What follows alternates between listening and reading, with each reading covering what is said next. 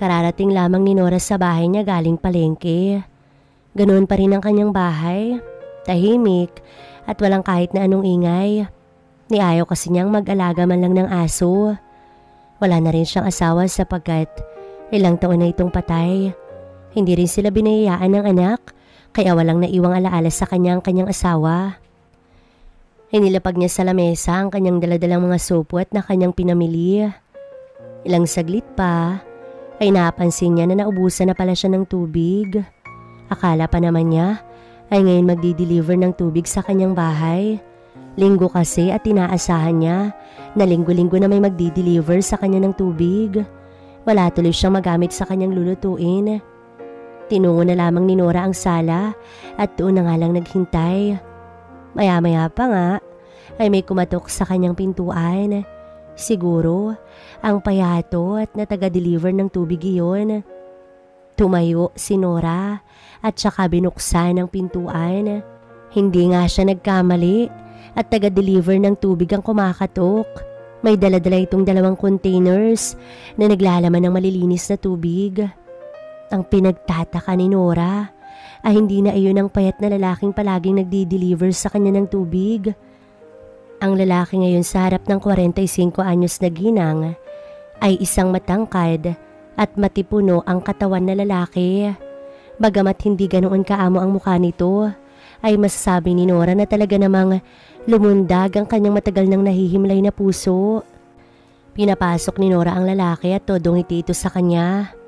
Nilagay nito sa sahig ng kanyang kusina ang 2 containers at saka ito humarap sa kanya. Kinuha naman niya ang kanyang pitaka at saka inabot dito ang bayad.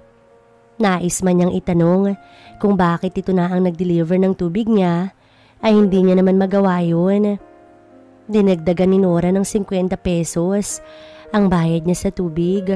Sinabi rin niya sa lalaki na tip na lamang nito yun. Natuwa naman ang lalaki at humakbang na palabas ng kanyang bahay. Maraming salamat ho sa uulitin. Paalam nito sa kanya sapagkat inihatid pa niya ito sa gawin ng pintuan. Ngumiti naman siya na para bang noon lamang nagdalaga. Pinilig pa ni Nora ang kanyang ulo dahil sa kung ano-ano ang kanyang naiisip.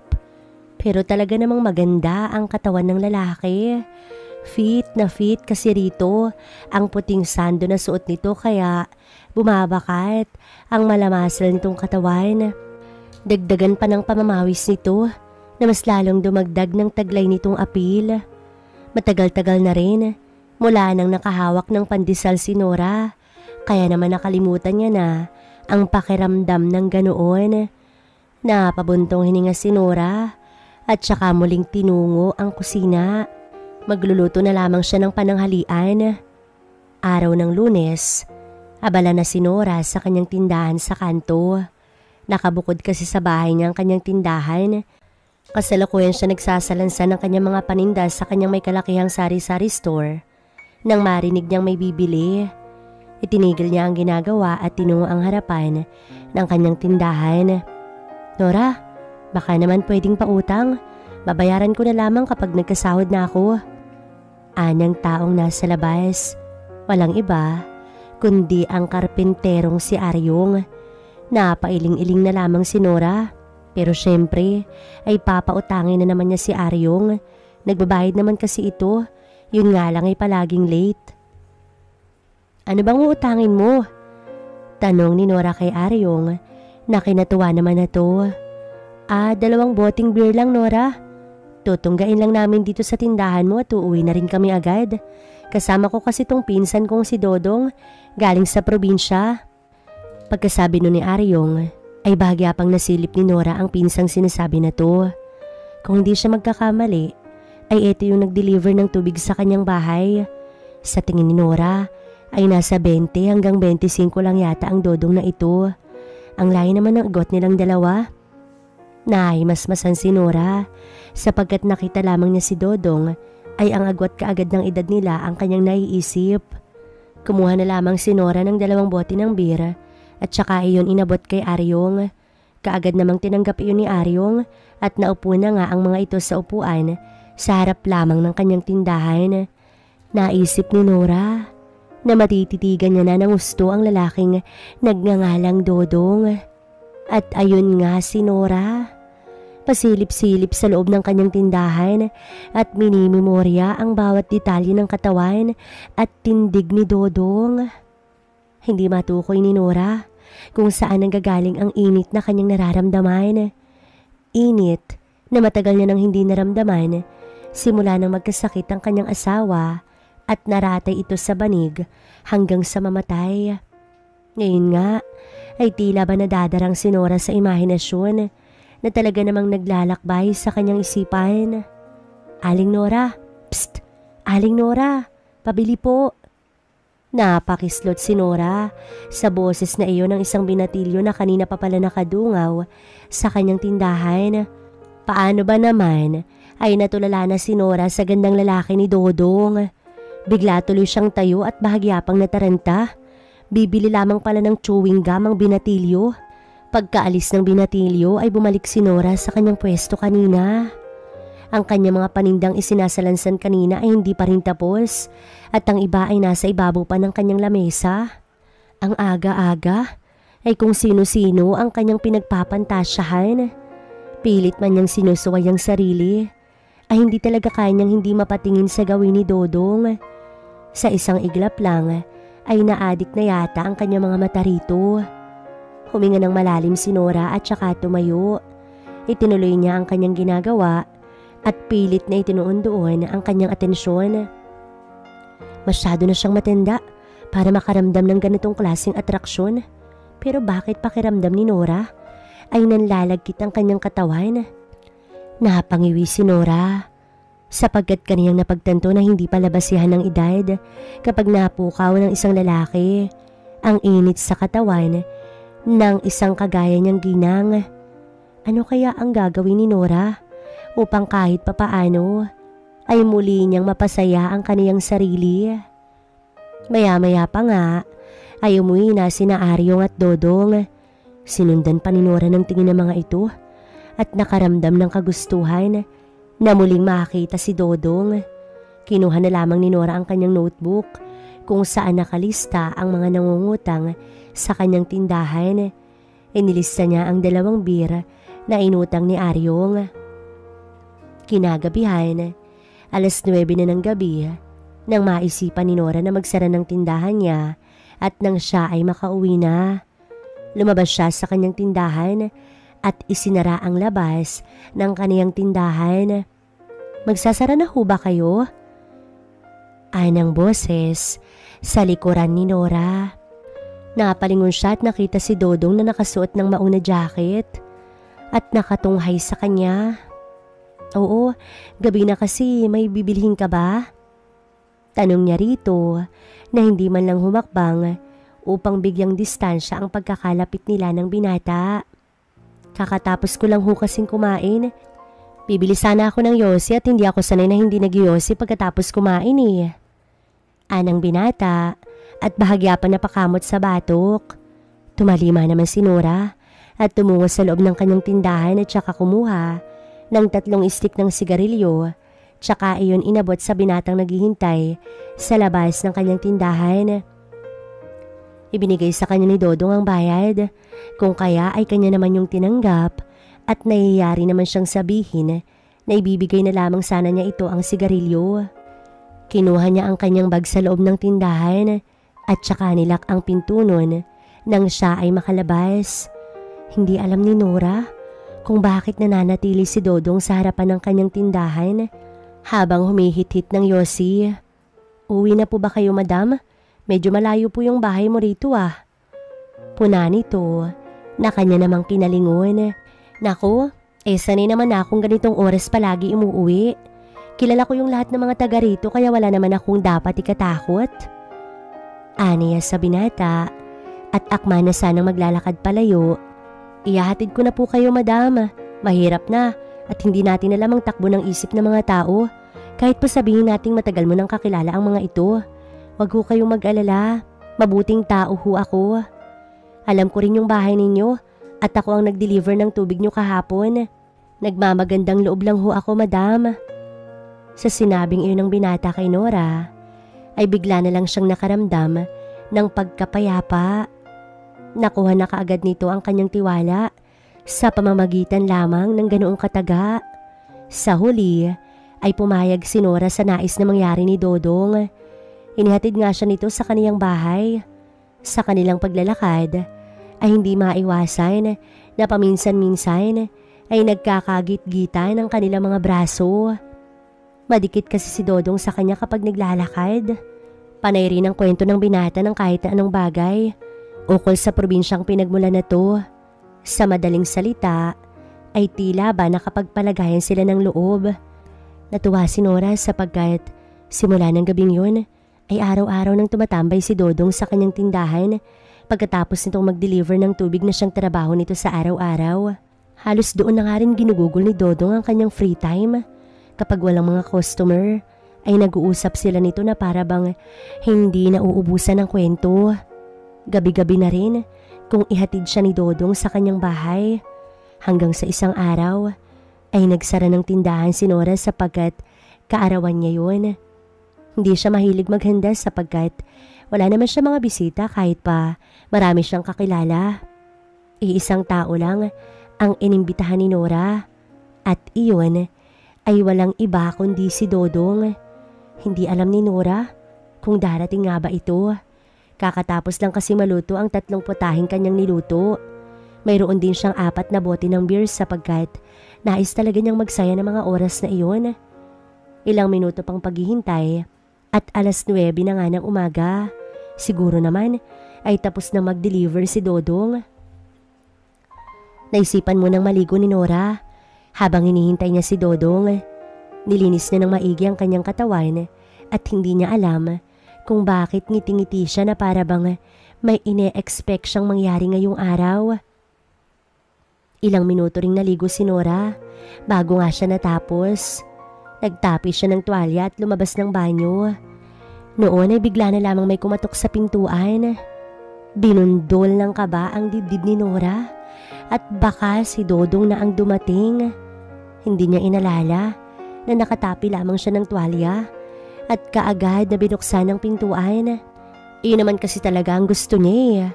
Ang makita ni Dodong na sa kabila ng kanyang edad ay mayroon pa siyang tinatago. Si Dodong nga ang nasa labas ng pintuan at may daladala pa itong 2 litrong beer na nakalagay sa supot. Kaagad na pumasok si Nora at binigyan ng daan si Dodong. Binati pa nga siya na to kung kaya naman ay labis ang tuwa ni Nora. Nakalimutan niyang hindi pa pala siya nakakapagbihis at yayayain na sana niyang kumain si Dodong. Ngunit sumenya si Dodong na magbihis daw muna siya. Napahiyang pumasok naman si Nora sa kanyang silid at saka mabilisang nagbihis ng damit. Isang sando, maikli at manipis na short lamang ang isinuot ni Nora. Maputi ang kanyang katawan kung kaya ay hindi siya nahihiyang magsuot ng ganoon. Sa kauna-unahang pagkakataon, kay Dodong lamang niya iyon ipapakita bukod sa kanyang namayapang asawa. Lumabas na si Nora at tinungo ang sala kung saan nakalatag ang mga pagkain. Inon ni Nora ang TV at saka nanood ng romantic movie. Hindi alam ni Nora kung mahilig ba si Dodong ng ganoon pero yun ang gusto niyang panoorin ngayon. Hindi naman siguro masama ang pagbigyan niya ang kanyang sarili, lalo na at kaarawan niya naman ngayon. Nagsimula na ang palabas at kumuha na ng baso si Nora. Pero syempre, kakain muna sila ni Dodong. Sinimulan nilang kainin ng mga pagkain niluto ni Nora. Habang sila ay nagkukwentuhan, sumasabay sa kanilang halakhak ang tunog ng telebisyon. Ang sarap naman. Paanas na saad ni Dodong at bahagya na nakatingin kay Nora. Namula ang mukha ni Nora na para bang noon lamang nakarinig ng ganoong salita. Ang sarap ng niluto mo, madam. Gusto ko tuloy balik-balikan. Dugtong ni Dodong sa kanyang sinasabi. Akala ni Nora ay kung ano ang masarap na tinutukoy ni Dodong. Kasi naman, sa ibang bahagi ito nakatingin. Bahagya pa namang namula ang kanya mukha ng ilang beses. Dumampot ng adobong manok si Nora at tiyempo naman na nagkasabay sila ni Dodong. Hawak tuloy ni Dodong ang kamay ngayon ni Nora. Ang simpleng pagdikit lamang ng kanilang mga balat ay labis na init ang hatid para kay Nora. Masyado na talaga siyang nadadarang at hindi alam kung paano pa iyon pipigilan. Hindi pa naman nila nabubuksan ng beer ngunit masyado na siyang umiinit. Pinagpapawisan si Nora ng matindi kahit pa bagong ligo lamang, kung kaya ay napansin iyon ni Dodong. "Madam, pinagpapawisan ka. Malakas naman yung electric fan ah." Puna ni Dodong nang matapos na nito ang pagkain. Binuksan na nito yung isang bote ng beer at saka nagsalin sa baso. Sinalina na rin siya na to kahit na hindi pa siya tapos sa pagkain. Imbis kasi na sa pagkain niya ituon ang kanyang atensyon, ay masyado siyang nalulunod ng init na kanyang nararamdaman. Iniligpit na ni Nora ang isang bandihadong kanin at saka dinala sa kusina. Uminom muna siya ng tubig doon sapagkat bagya siyang nakaramdam ng pagkauhaw. Ilang saglit pa at bumalik na nga siya sa sala kung saan naroon at nakaupo si Dodong sa mismong sahig. Naupo si Nora sa tabi ni Dodong at nanood ng TV. Maya-maya ay inabutan siya ni Dodong ng basong may lamang beer. Kaagad naman niya yung tinanggap at humigop doon. Kaagad na gumuhit ang pait sa lalamunan ni Nora. Mas lalong nadagdagan ng init na kanyang nararamdaman. Maya-maya pa ay nagtanong si Dodong ng tungkol sa namayapang asawa ni Nora. Ikinuwento naman niya rito ang tungkol sa pagsasama nila at hindi niya inaasahan ang susunod nitong sasabihin. "Sabik na sabik ka pala, madam." May kahulugan ang sinabi nito, kung kaya ay napalingon dito si Nora. Kakaiba na yung titig nito sa kanya na para bang may gusto itong gawin. "Alam mo, madam, hindi ko alam na sa ganyang edad mo, maganda pa rin ang katawan mo. Sa totoo lang, nasasabik ako, madam." Dire-diretso at walang paligoy-ligoy na saad ni Dodong. Namula naman ang mukha ni Nora at hindi niya na nagawang umurong nang bigla na lamang siyang sinunggaban ng halik ni Dodong. Kaagad niyang nalasahan ang lasa ng alak sa labi ni Dodong sapagkat kanyang tinugon ang halik na to. Biglang nag-init si Nora at naramdaman muli ang pagsiklab ng mas malaking apoy sa kanyang sistema. Pareho pa rin silang nakaupo at tabot lamang ang isa't isa. Nung una ay marahang halik lamang ang ginawa ni Dodong na ninanamnam naman ni Nora. Ngunit sa paglaon ay naging mapusok na iyon at naging mapaghanap. Nahawi ang bote ng beer kung kaya ay natapon ng laman nun. Ngunit hindi naman iyon pinansin ng dalawang busy sa mga oras na iyon. Labis ang saya na nararamdaman ni Nora dahil hindi niya inakala na mangyayari pa pala sa kanya ang ganitong bagay. Hindi na napigilan ang kanilang mga nararamdaman at napunta na nga iyon sa pagmamahalan. Maingat na inihiga ni Dodong si Nora sa kama. Tinitigan muna nito ang kabuuan ng ginang. Talaga namang maganda pa rin si Nora sa kabila ng kanyang edad. Nasa isip ni Dodong. Dahan-dahang lumalapit si Dodong at idinampi muli ang mga labi nito sa labi ni Nora. Hindi na nga nila mapipigilan ang kanilang mga sarili. Uhaw ang nararamdaman ng dalawang ito na mga oras na iyon. May panggigigil ang bawat galaw ni Nora at Dodong, kaya naman hindi nagtagal ay mabilis nilang naabot ang rurok. Pakiramdam ni Nora ay para siyang tumuntong sa alapaap at tanaw na tanaw niya ang mga naggagandahang bituin sa langit na halos ayaw niyang dumilat. Dahil sa labis na kasiyahan, ang beer na kanina ay nainom niya ang siyang nagdagdag yata ng kanyang nararamdaman. Eto na yata ang pinakamasayang kaarawan ni Nora. Ang muling marating ang langit pagkatapos ng mahabang panahon. At alam ni Nora na hindi pa tapos si Dodong sapagkat kagaya niya ay kailangan rin niyang suklian ang ginawa ni Dodong. Talaga namang biglang naging bata ang pakiramdam ni Nora. Feeling pa nga niya ay isa siyang teenager na naku-curious sa bagay na iyon. Walang ano-ano ay hinila ni Nora si Dodong upang sila ay mag-isa. Nagsalitan sila ng titig sa bawat isa hanggang sa tuluyan na silang nawalan ng kontrol at natagpuan na lamang ang mga sarili na muling naghahalikan. Labis na init na naman ang bumalot sa kanilang mga katawan. Marahang hinawakan ni Dodong ang mga balikat ni Nora. Pinakatitigan ang magaganda nitong mga mata.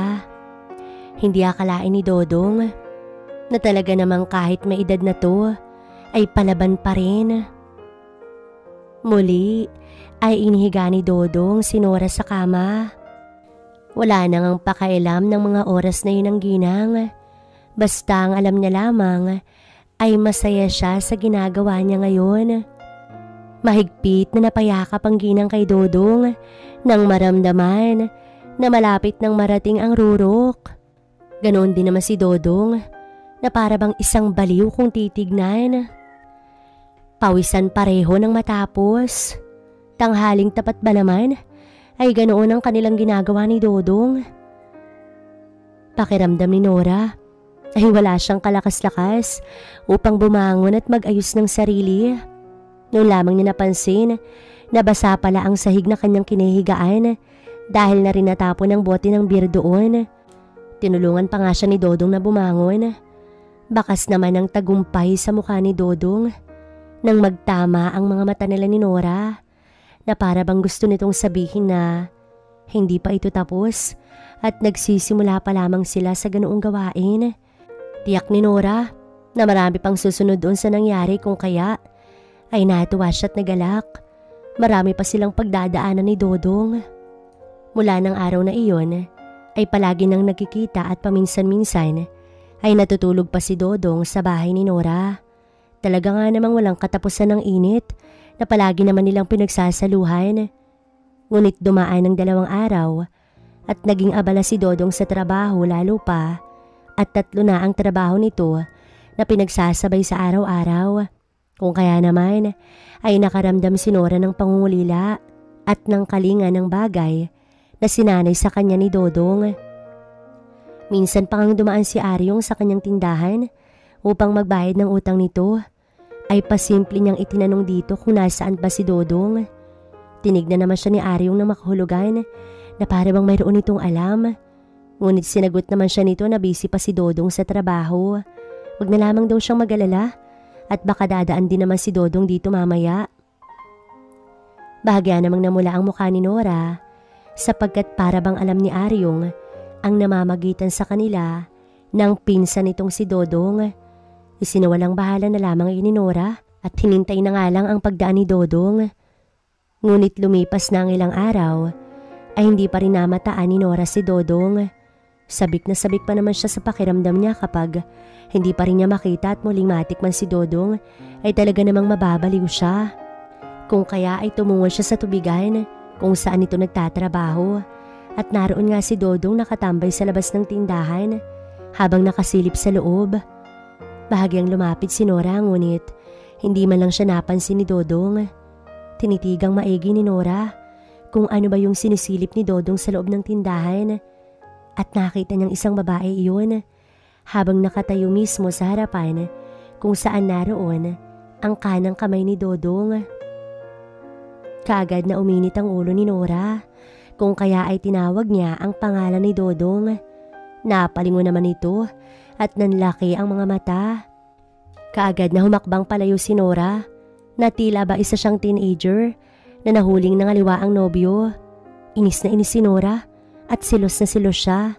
Dagdag pang isiping mas matanda pa sa kanyang babaeng siyang kinagigiliwan ni Dodong. Talaga bang ganoon si Dodong? Mahilig sa mga matatanda? Ginagawa rin kaya nito sa babaeng iyon ang ginagawa nito sa kanya sa loob ng kanyang bahay? Nanggagalaiti si Nora hanggang sa marating niya ang kanyang tindahan. Pumasok siya at hindi pa naisasara ang pintuan nang pumasok si Dodong Sinundan pala siya na to. Sakto namang walang tao sa tindahan niya, kung kaya ay malaya niyang nasampal si Dodong. Nasaktan tuloy ang puso ni Nora na pinukaw ni Dodong. Kaagad naman siyang hinapit ni Dodong at saka hinalik-halikan ng kanyang leeg. Pilit siyang kumakawala rito, ngunit hindi niya kaya ang lakas ni Dodong. Tuluyan na nga rin siyang nalunod sa sensasyong hatid sa kanya ng mga labi ni Dodong. Lalo pa at sabik na sabik siya. Napapasinghap pa si Nora nang pilit siyang inihiga ni Dodong sa sahig ng kanyang tindahan. May carpet naman yun, kung kaya ay malinis naman. Hindi na nga nagawa pang umangal ni Nora. Kung may bibili man sa labas ay hindi sila makikita dahil na rin nasa sahig sila at hindi kita mula sa labas ang sahig ng kanyang tindahan. Biglang nawala ang galit na kanina lamang ay sumiklab sa buong sistema ni Nora. Napalitan niyon ng matinding init na hindi na kayang pigilan. Agad na gumalaw si Dodong, muntik pang mapahiyaw si Nora. Ngunit merong nag-uusap sa labas. Ilang saglit pa ay may tumawag sa kanya at bibili raw. Tinakpan ni Dodong kanyang bibig. Napapapikit tuloy si Nora sapagkat patuloy pa rin sa pagtawag sa pangalan niya ang taong nasa labas ng kanyang tindahan. Akma na sana nga alis sa mga bibili nang hindi na talaga mapigilan ni Nora na makalikha ng ingay. Kakaibang ingay yun, kaya naman bumalik sa harap ng tindahan niya ang taong gustong bumili. "Aling Nora, pabili ho!" Sigaw ng lalaki sa labas, kung kaya naman ay nag-ayos si Nora ng sarili. Tinanong niya kung ano ba yung gustong bilhin ng lalaki. Sinabi naman na to na 5 stick ng sigarilyo ang bibilhin nito, kaya nanginginig ang mga kamay na inabot ni Nora ang lalagyan niya ng sigarilyo at saka nagbilang. Matinding pagpipigil ang ginagawa ni Nora. Titig na titig pa naman sa mukha niya ang lalaking bumibili. Eto naman kasi si Dodong, sinusutil si Nora habang ito ay nagtitinda. Inabot niya sa lalaki ang sigarilyo at saka inabot naman ito ang saktong bayad. Nagpasalamat na lamang si Nora sapagkat hindi niya na ito kailangan pang suklian. Kaagad nang umalis ang lalaki at ang mga kasamahan na to, kung kaya ay isinara na ni Nora ang maliit na pintuan ng kanyang tindahan kung saan inaabot ang mga bibili ng mga customer. Bumalik si Nora sa pagkakahiga sa sahig. Hindi na nga sila nagpatumpik-tumpik pa at nag-isa muli sila ni Dodong. Nilakbay nila ang langit ng magkahawak kamay at tila ba hindi nagsasawaan. Talagang nawala ang galit ni Nora para kay Dodong. Lalo na nang sabihin nito na pampalipas oras lamang nito yung matandang may-ari ng tindahan sa harap ng pinagtatrabahuhan nito. Na siya lang daw ang gustong-gusto nito at hindi magsasawa sa kanya. Masaya si Nora doon.